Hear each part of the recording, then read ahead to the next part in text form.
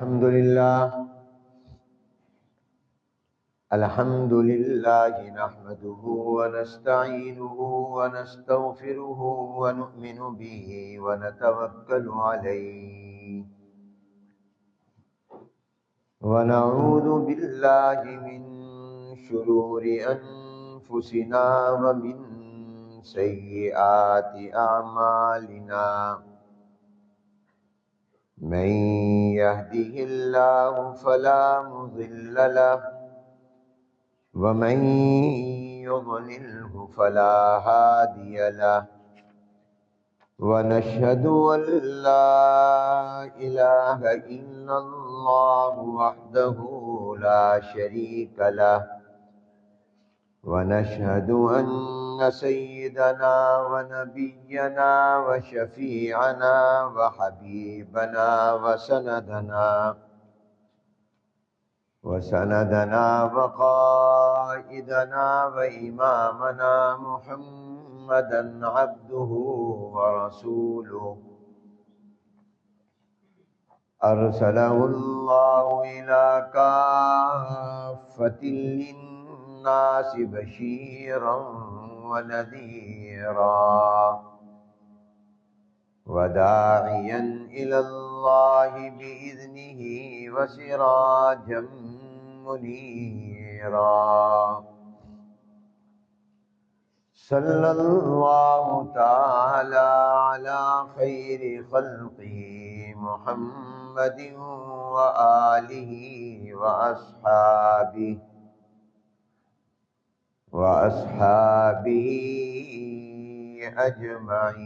أجمعين. أما بعد فأعوذ بالله من الشيطان الرجيم.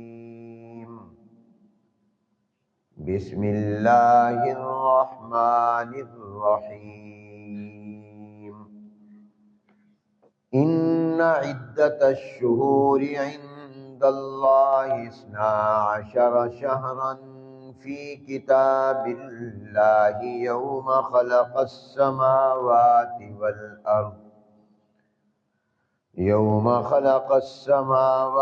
والأرض منها 4 حرم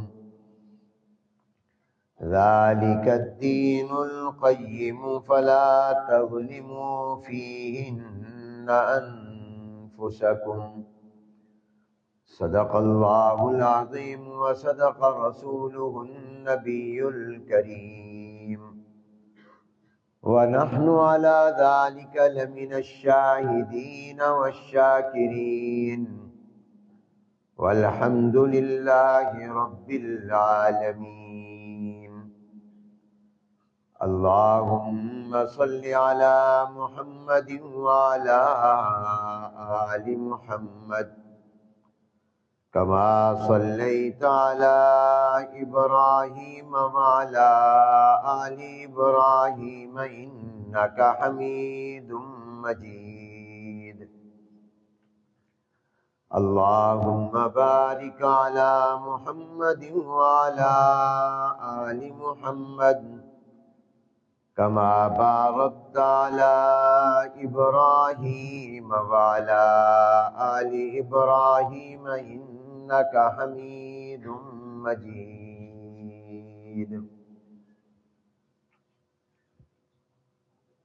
بزرگان محترم،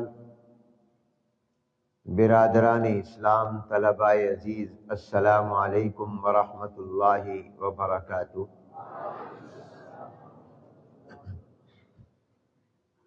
قمری اعتبار سے یعنی چاند کے اعتبار سے اس مہینے کا نام رجب المرجب ہے۔ قرآن کریم کی سورہ توبہ کی جو آیت مبارکہ تلاوت کی گئی، اللہ تبارک و تعالی ارشاد فرماتے ہیں کہ زمین و آسمان کے بنانے کے وقت سے ہی سال کے 12 مہینے بنائے اور مقرر کیے گئے ہیں۔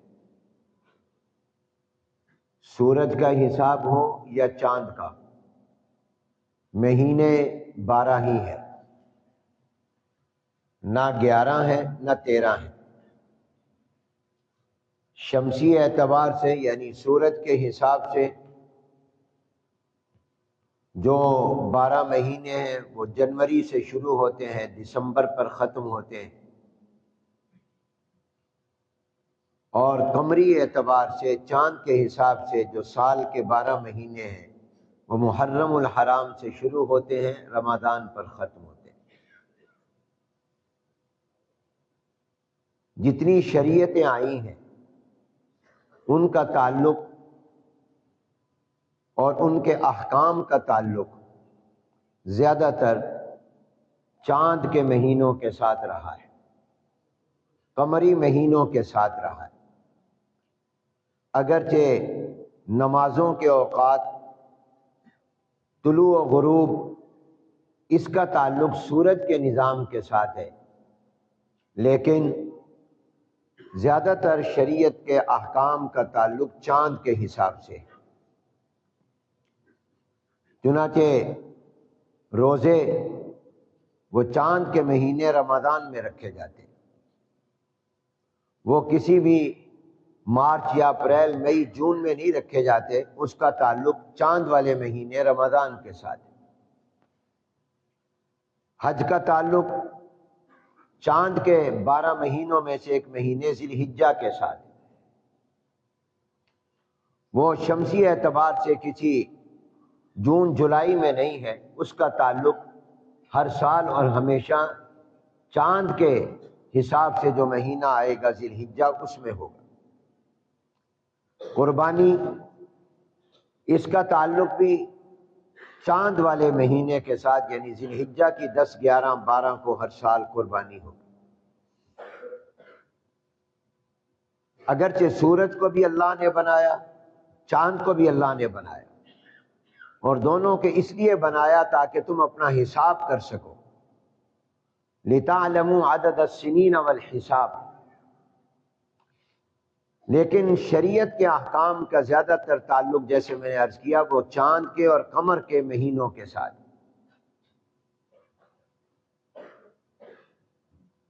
شمسی سال جو ہوتا ہے اس کا وہ بڑا ہوتا ہے، اور قمری سال جو ہوتا ہے وہ چھوٹا ہوتا ہے۔ شمسی یعنی جنوری، فروری، مارچ کے اعتبار سے جو ہے یہ 11 دن بڑا ہوتا ہے، اور قمری جو مہینے ہوتے ہیں سال، وہ 11 دن چھوٹے ہوتے ہیں۔ شمسی سال کے جو مہینے وہ بدلتے نہیں ہیں، ہمیشہ آپ کو جون جولائی میں گرمی ملے گی، دسمبر جنوری میں سردی ملے گی۔ لیکن قمری اعتبار سے جو مہینے ہوں گے وہ کبھی گرمی میں آئیں گے، کبھی سردی میں آئیں گے، چنانچہ رمضان کبھی سردی میں آ جاتا ہے، کبھی گرمی میں آ جاتا ہے۔ شمسی سال بڑا ہوتا ہے، قمری سال چھوٹا ہوتا ہے۔ زکوٰۃ وہ چاند کے حساب سے سال کی دینی چاہیے، اور شمسی اعتبار سے نہیں دینی چاہیے، کیونکہ پھر کئی چند سالوں کے بعد 1 سال کا فرق پڑ جاتا ہے، تو گویا 1 سال زکوٰۃ ہی نہیں دی۔ اس لیے زکوٰۃ کے اندر بھی اعتبار جنوری فروری کا نہیں کرنا چاہیے۔ محرم، صفر، یہ 12 مہینے جو ہے کسی مہینے میں متعین کر لے کہ جب یہ سال پورا ہوگا میں زکوٰۃ دوں گا۔ اکثر لوگ رمضان میں یا رجب میں زکوٰۃ دیتے ہیں۔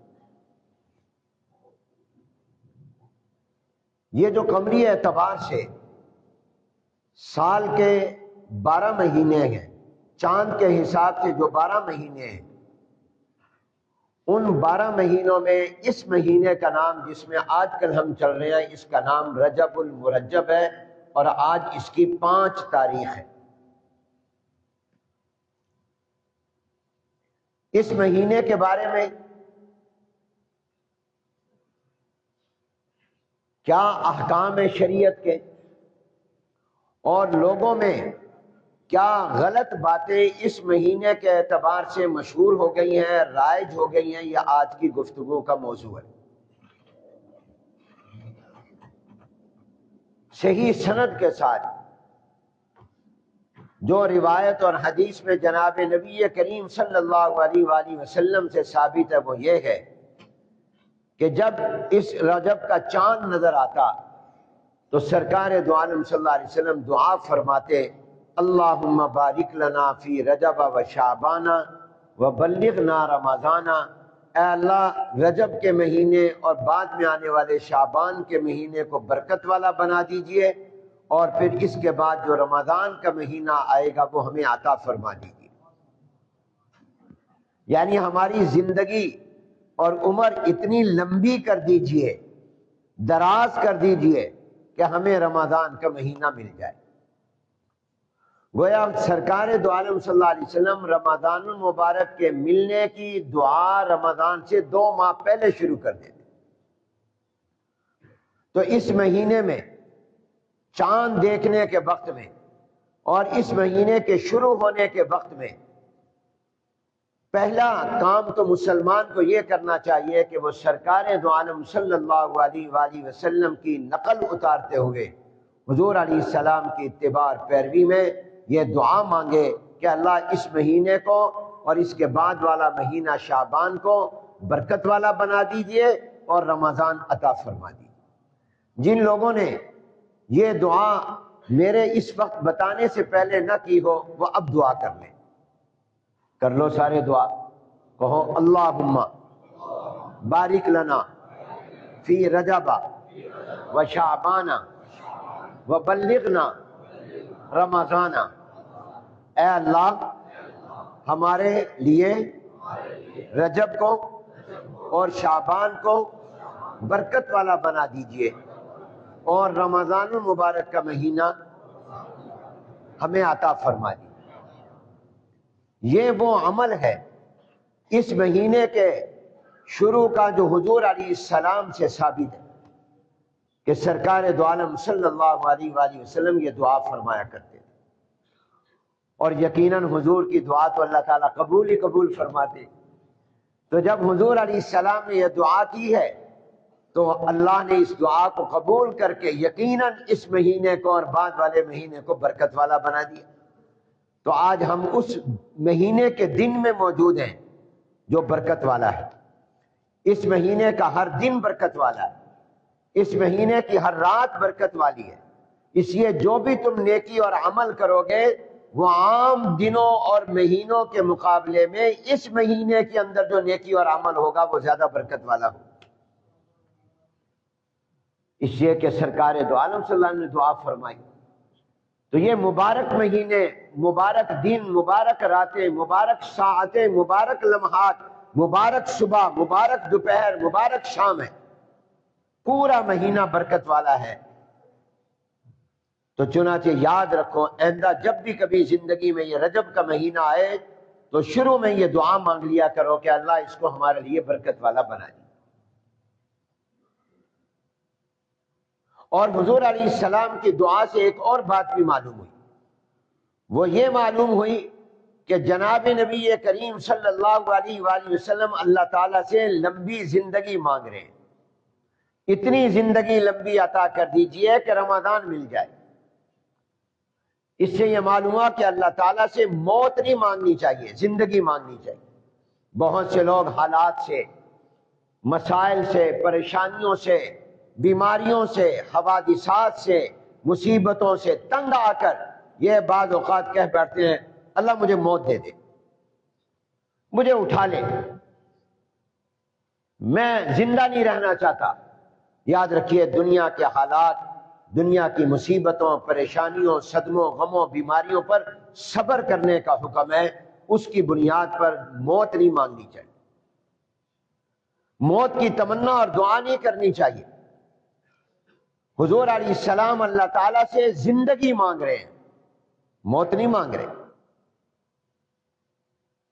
اللہ کی ملاقات کے شوق میں کوئی موت کی تمنا کرے وہ تو نیک آدمی کرے، جس نے اپنی قبر آخرت بنا لی ہوگی۔ ہم جیسا گناہگار کیا اس نے اپنی قبر اور آخرت بنا لی ہے؟ وہ مطمئن ہو گیا ہے کہ میری قبر جنت کا باغ بن گئی ہے، جہنم کا گڑھا نہیں ہے، تو پھر تو وہ موت مانگے۔ اور جس کو اطمینان نہیں ہے وہ پھر اپنی قبر کو بنانے کی فکر کرے، موت نہ مانگے۔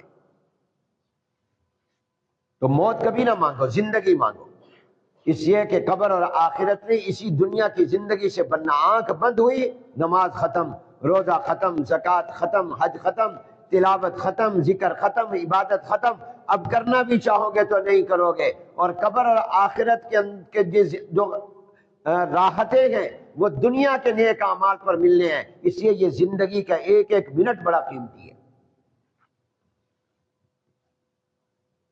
ایک مشکات شریف میں حدیث ہے، جلد ثانی میں آخری باب میں ہے کہ حضور علیہ السلام کے ایک صحابی شہید ہو گئے۔ چند دنوں کے بعد ایک صحابی فوت ہو گئے، آپس میں دو ساتھی تھے، اور چند دنوں کے بعد ایک تیسرے فوت ہو گئے۔ تو ایک صحابی کو خواب آیا کہ جو ہمارے تین ساتھی صحابی یکے بعد دیگرے، پہلا تو شہید، دوسرا چند دن کے بعد فوت، تیسرا اس کے بعد فوت، اس نے خواب میں دیکھا ہیں تو تینوں جنت میں، مگر جو سب سے پہلے شہید ہوا وہ جنت میں نیچے ہے، جو اس کے بعد فوت ہوا وہ اس سے اوپر ہے، جو سب سے آخر میں فوت ہوا وہ سب سے اوپر ہے۔ تو اب اس نے اپنا خواب حضور علیہ السلام کو بتایا کہ یا رسول اللہ، میں نے دیکھا تو تینوں کو جنت میں، اپنے ساتھیوں کو، مگر ترتیب جو میرے ذہن کے مطابق، عقل کے مطابق ہونی چاہیے تھی وہ صحیح، وہ الٹ ہے۔ جو شہید ہوا، جان دی اللہ کے راستے میں، وہ سب سے اوپر ہوتا، جو اس کے بعد فوت ہوا وہ اس کے نیچے ہوتا، جو سب سے آخر میں فوت ہوا وہ اس سے بھی نیچے ہوتا، جو سب سے آخر میں فوت ہوا وہ اوپر ہے، جو درمیان میں ہوا وہ درمیان میں ہے، جو شہید ہوا وہ سب سے نیچے ہے، جو سب سے پہلے گیا گردن کٹوا کر۔ ایسا کیوں؟ تو حضور علیہ السلام نے فرمایا تیرا سمجھنا غلط ہے، تم نے جو خواب دیکھا وہ صحیح ہے، ترتیب وہی ہے۔ اس لیے کہ جو سب سے پہلے شہید ہو گیا اور اس کے بعد جو فوت ہو گیا، جو سب سے آخر میں فوت ہوا، تو کیا جو دوسرے نمبر پر فوت ہوا یا آخر میں فوت ہوا، انہوں نے پہلے کے شہید ہونے کے بعد جو نمازیں پڑھی، جو روزے رکھے، جو قرآن کی تلاوت کی، اللہ کا ذکر، عبادت کی، وہ ضائع ہو جانی تھی؟ اس کی عبادتیں کم تھی، ان کی عبادتیں زیادہ تھی، کیونکہ ان کی زندگی لمبی تھی، اس لیے ان کا مقام اوپر ہو گیا۔ تو کیا اس کی یہ عبادتیں، اس کی دعائیں، اس کی نمازیں ضائع جاتی؟ یہ دنیا کی زندگی کا ایک سانس بھی بڑا قیمتی ہے، اس سے کہ اگر آپ نے اس ایک سانس میں اللہ کہہ دیا، توبہ کر لی، رب کو یاد کر لیا، تو اس کی وجہ سے آپ کا مقام کتنا بلند ہو گیا۔ تو ظاہر ہے جس کی زندگی 50 سال ہے اور جس کی زندگی 40 سال ہے، تو یہ جو 10 سال کا فرق ہے، اگر وہ نیک ہے تو اس نے پہلے کے 40 سال کی عمر میں مرنے کے بعد جو 10 سال زائد اس کو مل گئے اور اس نے اللہ کی عبادت کی ہے، وہ زائد جائے گی۔ ایک دن بھی مل جائے تو بڑا قیمتی ہے۔ تو اس لحاظ سے معلوم ہوا کہ اللہ سے زندگی مانگو، اللہ سے موت نہ مانگو۔ حضور علیہ السلام زندگی مانگ رہے ہیں، اللہ رجب اور شعبان کو برکت والا بنا کر زندگی لمبی عطا کر دیجئے، رمضان مل جائے۔ آپ نے اور میں نے بھی دعا کر لی کہ اللہ ہمیں رمضان عطا فرما دے، اگلے سال کا رمضان بھی عطا فرما دے۔ اور تیسری بات یہ معلوم ہوئی کہ رمضان کتنا عظیم الشان مہینہ ہے کہ 2 مہینے پہلے ہی حضور علیہ السلام اس کی دعائیں شروع کر دیتے۔ سبحان اللہ، کتنا پیارا اور اعلیٰ مہینہ ہے کہ 2 مہینے بعد اگرچہ اس مہینے نے آنا ہے، مگر حضور علیہ السلام اس کی دعا مانگ لیں۔ یہ مہینے رجب اور شعبان یہ رمضان کا مقدمہ ہے، یہ رمضان کی تمہید اور تیاری کے لیے دیا۔ ابھی سے اپنے کام نمٹاؤ، اور رجب اور شعبان میں جتنے اپنے کام کر سکتے ہو کر لو، کہ جو کام رمضان سے پہلے کر سکتے ہو وہ اب کر لو، تاکہ رمضان میں زیادہ سے زیادہ اللہ کی عبادت کر لو۔ جو خریداری کرنی ہے، عید کے کپڑے بنوانے ہیں، جوتیاں لینی ہیں، جو کچھ بھی کرنا ہے وہ رمضان سے پہلے کر لو، تاکہ رمضان میں یہ وقت بازار میں نہ گزرے، اللہ کی عبادت میں گزرے۔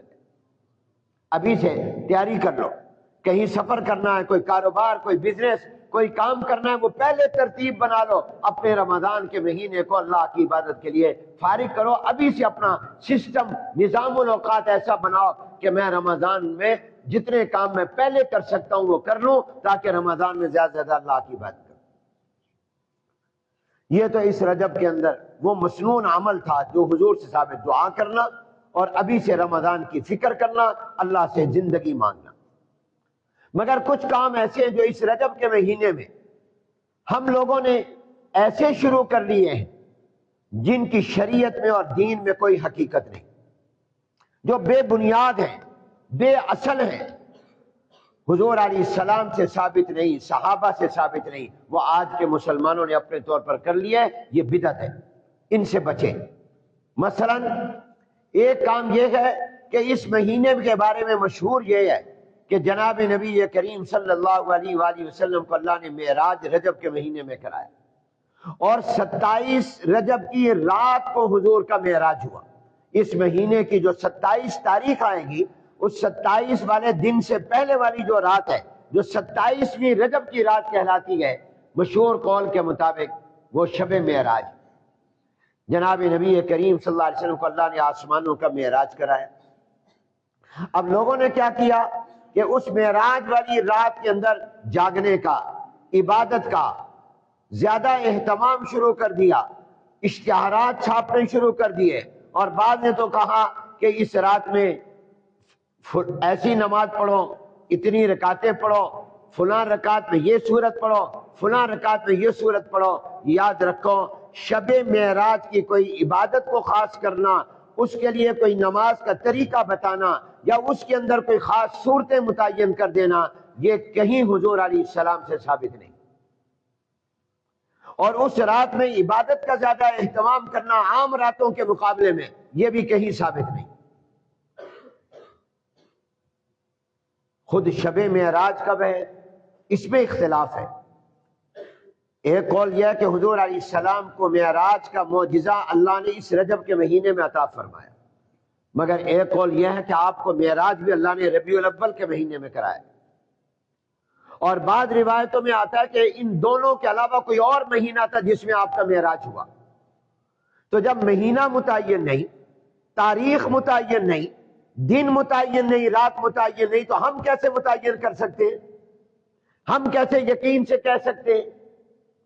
اور اس کے متعین نہ ہونے میں بھی یہ حکمت ہے کہ اگر اللہ کو اس رات کی کوئی خاص عبادت یا اس کا اہتمام مقصود ہوتا تو پھر اللہ تعالیٰ اس رات کو تعیین کرا دیتے، اس مہینے کی تعیین ہو جاتی۔ بعض لوگ اس رات کا ثواب سمجھتے ہیں شب قدر کی طرح، لیلۃ القدر کی طرح، اور بعض لوگ تو لیلۃ القدر سے بھی زیادہ ثواب بتاتے ہیں۔ اس کی شریعت میں اور دین میں کوئی حقیقت نہیں۔ ہاں، آپ عبادت کریں، لیکن ہر رات میں عبادت کریں۔ عام راتوں میں جس طرح عبادت کرتے ہیں اسی طرح آپ 27ویں شب میں بھی کریں، 27 رجب کی رات میں بھی اسی طرح کریں، 26ویں میں، 25ویں میں، 28ویں میں، جیسے آپ عام راتوں میں عبادت کرتے ہیں اس میں بھی کریں، مگر یہ سمجھ کر کرنا کہ آج کی رات کی عبادت کا ثواب زیادہ ہے، آج کی رات میں زیادہ ثواب عبادت کرنی چاہیے، آج کی رات کی عبادت کی فضیلت زیادہ ہے، یہ حضور سے ثابت نہیں ہے، یہ تمہارے ذہن نے گویا اپنی طرف سے گھڑ لیا۔ یہ کہیں شریعت میں، دین میں، کسی حدیث میں ثابت نہیں۔ اور جناب نبی کریم صلی اللہ علیہ وسلم کو جو معراج ہوا ہے وہ پتہ ہے کب ہوا ہے؟ حضور کے اعلان نبوت کے 5ویں سال۔ حضور علیہ السلام کی عمر مبارک 40 سال ہوئی تو آپ نے اللہ کے حکم سے نبی ہونے کا اعلان کیا کہ میں اللہ کا نبی ہوں۔ اس اعلان کے 5ویں سال حضور علیہ السلام کو اللہ نے معراج کرایا۔ تو جب 5ویں سال میں معراج ہوا تو اس معراج کے بعد حضور علیہ السلام دنیا میں کتنے سال رہے؟ حساب کر کے بتاؤ۔ اعلان نبوت کے بعد 23 سال تھے نا، 23 میں سے 5 نکالو، باقی 18 سال بنتے ہیں۔ 18 سال حضور علیہ السلام معراج کے معجزہ ملنے کے بعد دنیا میں حیات رہے۔ کیا 18 سال جب رہے تو آپ کی گویا معراج والی رات آپ کی مبارک زندگی میں کتنی مرتبہ آئی؟ بولو، 18 مرتبہ آئی۔ ہر سال آئی تو 18 مرتبہ آئی نا۔ تو کیا 18 مرتبہ جب حضور کی مبارک زندگی میں یہ رات آئی، حضور نے کوئی عبادت کی؟ حضور علیہ السلام نے کوئی اس رات میں جاگنے کا عام راتوں سے زیادہ اہتمام کیا؟ کیا حضور علیہ السلام نے صحابہ کو اس رات میں کوئی خاص عبادت کرنے کا فرمایا؟ اگر تو حضور کے معراج کے بعد کوئی رات نہ ہی ہوتی، حضور دنیا سے گئے ہوتے، تو کہا جا سکتا تھا کہ حضور دنیا میں نہیں رہے، ورنہ حضور اس رات کی اہمیت بتاتے۔ حضور علیہ السلام اس معراج کے بعد 18 سال دنیا میں مبارک زندگی میں رہے، حیات مبارکہ رہی، مگر ایک حدیث میں بھی، صحیح حدیث میں ثابت نہیں، کوئی ہے تو ضعیف حدیثیں ہوں گی، صحیح حدیث سند کے ساتھ ثابت نہیں کہ حضور علیہ السلام نے اس رات میں کوئی عبادت کا خاص اہتمام کیا ہو۔ اور صحابہ اکرام حضور اکرم صلی اللہ علیہ وسلم کے جانثار، دیوانے اور عاشق، جن کے دلوں میں حضور علیہ السلام کی وہ محبت تھی کہ تاریخ انسانی میں اس کی مثال نہیں ملتی۔ چشم فلک نے آج تک ایسے دیوانے اور عاشق نہیں دیکھے جیسے صحابہ حضور کے دیوانے تھے۔ سرکار دو عالم صلی اللہ علیہ وسلم کے چہرہ انور کو دیکھ کر ان کی بھوک ختم ہو جاتی تھی۔ وہ حضور علیہ السلام کے لعاب مبارک کو زمین پر نہیں گرنے دیتے تھے۔ وہ حضور علیہ السلام کو دیکھتے ہی کہتے تھے فدا کا ابی و امی یا رسول اللہ، آپ پر میرا باپ بھی قربان، میری ماں بھی قربان۔ اور کہا ہی نہیں، کر کے بھی دکھایا، وقت آیا تو اپنی جانیں بھی قربان کر دی، اپنے ماں باپ بھی قربان کر دیے۔ کیا محبت تھی۔ اور حضور علیہ السلام کے بعد جو صحابہ دنیا میں زندہ رہے ہیں وہ 100 سال تک رہے ہیں۔ کتنے سال؟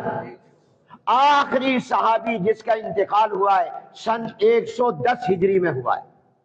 حضور علیہ السلام ہجرت کے 10 سال کے بعد دنیا سے گئے، تو گویا حضور کے دنیا سے جانے کے بعد صحابہ زندہ رہے 100 سال۔ 100 سال کا زمانہ معمولی تو نہیں ہے۔ اس 100 سال میں 100 مرتبہ شب معراج آئی، تو کیا کسی ایک صحابی ابو بکر، عمر، عثمان، علی رضی اللہ تعالیٰ عنہ اور باقی صحابہ سے ثابت ہے کہ انہوں نے معراج والی رات کو متعین کر کے اس میں عام راتوں سے زیادہ عبادت کی ہو؟ یقیناً یہ بہت بڑی مسلمانوں کے لیے عزت کی بات، فضیلت کی بات، حضور کے لیے معراج بہت بڑی نعمت، لیکن دین اس کا نام ہے جو میرا نبی بتائے۔ تو کیا 100 سال میں صحابہ میں سے کسی سے ثابت ہے کہ انہوں نے اس رات میں زیادہ اہتمام کیا ہو؟ ہاں، ان کی ہر رات میں عبادت ہوتی تھی۔ اور بعض لوگوں میں یہ بھی مشہور ہے کہ اگلا دن 27 رجب کو روزہ رکھنا چاہیے۔ اس روزے کی فضیلت بھی ایسی ہے جیسے عاشورہ کی یا عرفہ کے دن کی، 9 ذی الحجہ کی یا 10 محرم کے روزے کی فضیلت ہے، ایسے اس کی بھی کوئی سمجھ نہ، رات کی کوئی فضیلت ہے نہ دن کی کوئی فضیلت، یعنی کوئی خاص عبادت یا روزہ ثابت نہیں۔ یہ ہم لوگوں نے اپنی طرف سے گھڑ لیا اور بنا لیا۔ دین آپ کی میری پسند کا نام نہیں ہے، جو اللہ سے ثابت ہو، حضور سے ثابت ہو، اس کا نام دین ہے۔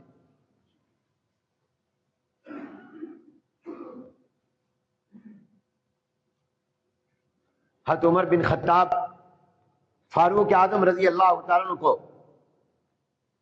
یہ خیال ہوا کہ شاید کچھ لوگ 27 رجب کو، کہ اس سے پہلے والی رات معراج کی ہے، یہ اگلا دن بھی برکت والا ہے، روزہ رکھنا چاہیے۔ تو عمر بن خطاب کو خیال ہوا کہ شاید آج کسی نے اپنی طرف سے روزہ رکھ لیا ہو، تو عمر بن خطاب گھر سے باہر آئے، جو ساتھی صحابی ملا اس کو کہا تمہارا روزہ تو نہیں؟ اس نے کہا نہیں۔ کہا میرے سامنے کھاؤ، میرے سامنے پیو، تاکہ پتہ چلے کہ تم نے روزہ نہیں رکھا ہوا۔ زبردستی ہے، عمر نے کھلایا پلایا تاکہ یہ بدعت نہ بن جائے کہ ایک دن روزہ شریعت میں نہیں ہے اور تم روزہ رکھنے لگ جاؤ۔ اب سوال ذہن میں آتا ہے، عام آدمی بھی سوچتا ہے اگر رات میں عبادت کر لی کون سی برائی کی؟ روزہ رکھ لیا تو اچھا کام ہی کیا، کون سا غلط کام کر لیا جو مولوی صاحب اس کے اوپر تردید کر رہے ہیں؟ ہاں، بہت بڑی غلطی ہوئی۔ غلطی یہ ہوئی ہے کہ جس رات کی عبادت کی کوئی فضیلت میرے نبی نے نہیں بتائی، صحابہ نے نہیں بتائی، وہ ہم نے اپنی طرف سے اس رات کی عبادت کو فضیلت والا قرار دے کر، زیادہ اجر و ثواب کا قرار دے کر، اور اگلے دن جس کا روزہ میرے نبی نے نہیں بتایا، نبی کے صحابہ نے نہیں بتایا، ہم اس دن کے روزہ مقرر کر کے گویا اپنی طرف سے اللہ کے اور حضور کے دین میں اضافہ کر رہے ہیں۔ کہ گویا یوں کہہ رہے ہیں کہ حضور علیہ السلام کو اس رات کی عبادت کی فضیلت بتانی چاہیے تھی، انہوں نے نہیں بتائی، صحابہ کو کرنی چاہیے تھی، انہوں نے نہیں کی، روزہ رکھنا چاہیے تھا نہیں رکھا، روزہ بتانا چاہیے تھا نہیں بتایا، ہم زیادہ دین پر عمل کرنے والے اور زیادہ عبادت کرنے والے گئے۔ تو گویا نعوذ باللہ آپ اعتراض کر رہے ہیں پیغمبر پر اور صحابہ پر کہ ان کو چاہیے تھا کہ وہ اس کو بھی دین قرار دیتے، شریعت قرار دیتے، انہوں نے نہیں کیا، نعوذ باللہ ان سے غلطی ہوئی، ہم یہ کر رہے ہیں، یہ دین میں اضافہ ہے، اور دین میں اضافہ بدعت کہلاتا ہے، اور بدعت بہت بڑا گناہ ہے۔ گویا ذات مصطفیٰ پر آپ کہہ رہے ہیں ان کی تعلیم نامکمل ہے، انہوں نے دین پورا نہیں بتایا۔ جب آپ اس کو دین، شریعت، عبادت، فضیلت سمجھ کر کریں گے تو بات کہاں پہنچے گی؟ سرکار دو عالم صلی اللہ علیہ وسلم تک پہنچے گی۔ دین میں اپنی طرف سے دین کس چیز کا نام ہے؟ یاد رکھو، اپنے دماغوں میں یہ بات بٹھا لو کہ دین اللہ تبارک و تعالی اور حضور اکرم صلی اللہ علیہ وسلم کے احکام کا نام ہے، ہماری خواہشات اور پسند کا نام نہیں۔ دین کی حقیقت کیا ہے؟ اسلام کیا ہے؟ دین نام ہے اللہ اور اللہ کے پیغمبر محمد مصطفیٰ صلی اللہ علیہ وسلم کی پسند کا۔ جس کو اللہ پسند کرے وہ دین، جس کو حضور علیہ السلام پسند کرے وہ دین، جس کو میں پسند کروں یا آپ پسند کریں یا میں اور آپ جس کو کہیں یہ بھی دین اور شریعت ہے، وہ دین نہیں بنے گا۔ دین وہی بنے گا جس کو اللہ فرمائیں گے، اللہ کا نبی فرمائے گا، ورنہ تو دین مذاق اور کھلونا بن جائے گا۔ آپ کچھ باتوں کو دین، کچھ ان باتوں کو یہ دین، کوئی وہ دین بنا دے گا تو دین تو مذاق بن گیا۔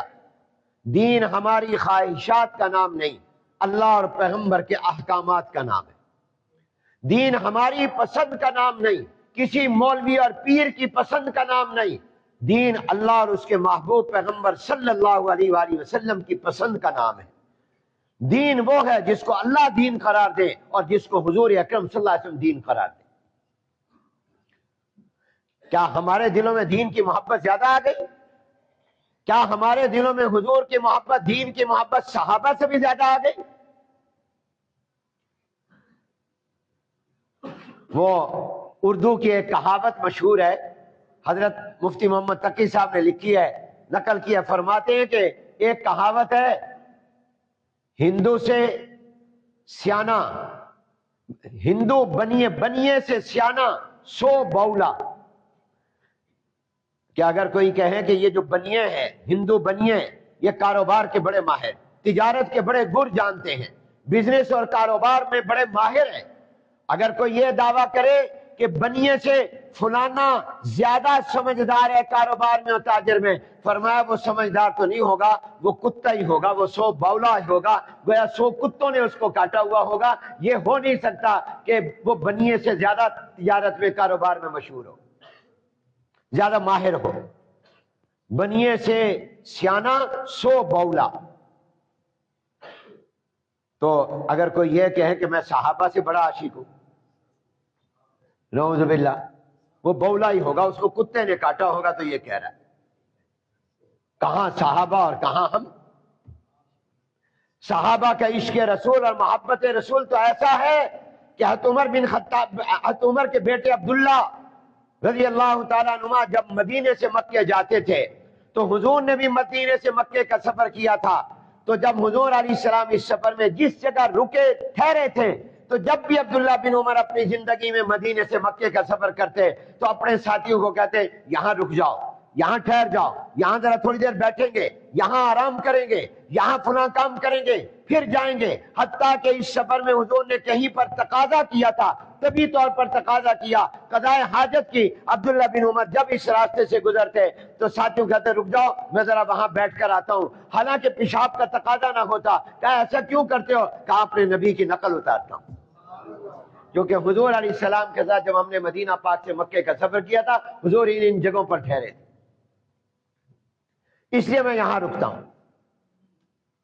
ہر جگہ پر رکتے ہوئے جا رہے ہیں، اتنے محبت کرنے والے، اتنے حکم پر عمل کرنے والے کہ ایک صحابی داخل ہو رہے ہیں، حضور جمعے کا خطبہ دے رہے ہیں، ان کا ایک پاؤں دروازے کے اندر ہے، ایک پاؤں باہر ہے، حضور نے فرمایا بیٹھ جاؤ۔ یہ کان میں حضور کی آواز پڑی، بیٹھ جاؤ۔ ان کا ایک پاؤں دروازے کے اندر تھا، ایک پاؤں ابھی باہر تھا، درمیان میں چوکھٹ تھی۔ اب چوکھٹ کے اوپر بیٹھنا مشکل ہوتا ہے، انہوں نے حضور کا فرمان سننے کے بعد یہ گوارا بھی نہیں کیا کہ باہر والا پاؤں اندر داخل کر کے یہیں بیٹھ جاؤں یا اندر والا پاؤں باہر نکال کر بیٹھ جاؤں، اسی طرح پر بیٹھ گئے کہ آدھا ایک ٹانگ دروازے کے اندر ہے، ایک ٹانگ دروازے کے باہر ہے، چوکھٹ کے اوپر بیٹھ گئے تاکہ حضور کے فرمان کی نافرمانی نہ ہو جائے۔ وہ تو ایسے دیوانے اور عاشق تھے۔ عبداللہ بن زید بن عبد ربی رضی اللہ عنہ، جس صحابی نے اذان کے کلمات جبریل علیہ السلام سے خواب میں سنے، ان کا نام عبداللہ بن زید بن عبد ربی ہے رضی اللہ تعالیٰ۔ ہل چلا رہے کھیتی میں، کھیت میں کھیتی باڑی کریں، ایک نے آ کر بتایا حضور اکرم صلی اللہ علیہ وسلم دنیا سے چلے گئے۔ فوراً ہاتھ اٹھائے، دعا مانگی، اے اللہ میری آنکھیں اس لیے تھیں تاکہ تیرے محبوب نبی کے چہرے کو دیکھیں، کان اس لیے تھے تاکہ ان کا آواز، ان کی زبان مبارک سے قرآن سنیں۔ جب وہ دنیا میں نہیں، نہ کسی کو دیکھنا چاہتا ہوں، نہ کسی کی آواز سننا چاہتا ہوں۔ اے اللہ حضور علیہ السلام دنیا سے چلے گئے ہیں، اب مجھے بہرا بھی کر دے، نابینا بھی کر دے، نہ کسی کو دیکھوں نہ کسی کی آواز سنوں۔ دعا قبول ہو گئی، نابینا اور بہرے ہو گئے۔ جب تک زندہ رہے حضور علیہ السلام کے دنیا سے جانے کے بعد نہ کسی کے چہرے کو دیکھا، نہ کسی کی آواز کو سنا۔ بچے کٹوا دیے، ماں باپ چھوڑ دیے، وطن قربان کر دیا، تو آج کوئی دعویٰ کر سکتا ہے کہ میرے دل میں حضور کی محبت زیادہ ہے؟ صحابہ سے زیادہ ہے؟ قریب بھی نہیں جا سکتے۔ تو جب صحابہ جن کو حضور سے زیادہ محبت ہے وہ معراج کی رات میں کوئی خاص عبادت نہیں کر رہے، اگلے دن کا روزہ نہیں رکھ رہے، جبکہ وہ بڑے عاشق ہیں اور دین پر عمل کرنے میں ہم سے کئی گنا آگے ہیں، تو ہم کون ہوتے ہیں یہ کام کرنے والے جو صحابہ سے ثابت نہیں؟ ہم کیا بڑے عاشق ہو گئے، زیادہ دین پر عمل کرنے والے ہو گئے؟ دین کی حقیقت یاد رکھو، دین نام ہے اللہ کے حکم کا، سمجھ لو۔ دین میری اور آپ کی مرضی کا نام نہیں ہے۔ رمضان پورا انشاءاللہ روزہ رکھیں گے کہ نہیں رکھیں گے؟ مگر عید کے دن، عید کے دن بھی رکھو گے؟ 29-30 دن روزے کی مشق ہوئی ہے، اللہ میں عید کے دن بھی رکھوں گا، وہ عید کے دن کا روزہ ثواب بنے گا؟ عید کے دن کا روزہ کیا میرے دوستو عبادت بنے گا؟ کیا عید کے دن کا روزہ فضیلت بنے گا؟ کیا عید کے دن کے روزے پر اللہ تعالیٰ راضی ہوں گے؟ نہیں ہوں۔ کیوں؟ اللہ کہتا ہے دین میری مرضی کا نام ہے، جب میں نے کہا تو روزہ رکھو، جب میں نے کہا نہیں رکھنا تو نہیں رکھنا۔ سورج نکل رہا ہے، دوپہر کو ڈھل رہا ہے، غروب ہو رہا ہے، نماز پڑھو، نماز عبادت بنے گی؟ حالانکہ نماز کتنی بڑی عبادت ہے۔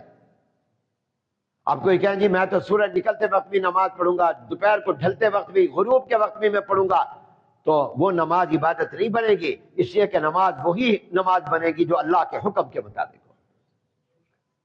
حاجی گیا ہے عرفات کے میدان میں اور وہاں مسجد میں جا کے نماز پڑھ رہا ہے اور امام صاحب ظہر کے ساتھ عصر پڑھا رہے ہیں، یہ کہ اللہ میں تو اکڑ گیا، میں تو عصر کو عصر کے وقت میں پڑھوں گا، عصر سے پہلے نہیں پڑھوں گا، تو یہ نماز عبادت نہیں بنے گی۔ اللہ کہتا ہے نماز میرے حکم کے مطابق پڑھ۔ آج حاجی عرفات کے میدان میں 9 ذی الحجہ کو جب تو جا کر مسجد میں امام کے پیچھے پڑھنے لگا ہے تو ظہر کے وقت میں ظہر بھی پڑھ، عصر بھی پڑھ، اور مغرب کا وقت ہو جائے گا، عرفات سے حاجی نکلے گا، سورج غروب ہو گیا، نماز کا وقت ہے، تو مزدلفہ جا کے پڑھنا، اللہ مزدلفہ رات کے 12 بجے 1 بجے پہنچوں گا، مغرب کا وقت نکل جائے گا، قضا ہو جائے گی۔ اللہ فرماتے تو نے نماز اپنی مرضی کی نہیں میری مرضی کی پڑھنی ہے، قضا ہوتی ہے تو ہوتی رہے، تو نے نہ عرفات میں نماز مغرب پڑھنی ہے نہ راستے میں پڑھنی ہے، تو نے مزدلفہ میں جا کر بھلے رات کے 1 بجے پہنچے، وہاں جا کر تو نے پہلے مغرب پڑھنا پھر عشاء پڑھنا، تیری مرضی نہیں ہے میری مرضی ہے۔ نماز وہی نماز ہے جو اللہ کے حکم کے مطابق، روزہ وہی روزہ ہے جو اللہ کے حکم کے مطابق۔ اللہ نے شب قدر کو فضیلت دی ہے، تم اپنے ذہن سے شب معراج کو وہ فضیلت دے دو، تم اللہ کے مقام پر آ گئے، تم اس کو روزہ ضروری قرار دے دو یا ثواب کی چیز قرار نہیں، وہ عمل جو حضور سے ثابت ہے وہ دین ہے۔ دین کو یاد رکھو، دین کسی آدمی کے کہنے پر نہیں بنتا، دین اللہ کے اور حضور کے بنانے پر بنتا ہے۔ ہم کون ہوتے ہیں کسی چیز کو دین قرار دینے والے؟ یہ ہم نے سوئم کو، چہلم کو ہم نے جناب والا دین بنا دیا، 11ویں ہم نے دین بنا دی، یہ کوئی دین نہیں ہے، یہ بدعت ہے۔ ان سے بچو. اور یہ بدعت سنگین چیز ہوتی ہے، گویا تم اعتراض کر رہے ہو حضور علیہ السلام پر کہ ان کی تعلیم نامکمل ہے. یہ رجب میں ایک غلطی ہوتی ہے، میں نے اس کے بارے میں تفصیل بتا دیا. ہر رات میں عبادت کرو. اور ایک اور رجب میں ہوتا ہے غلط کام ہے جس کی کوئی حقیقت دین میں نہیں، وہ کونڈے ہیں، وہ اگلے جمعے. وآخر دعوانا الحمدللہ.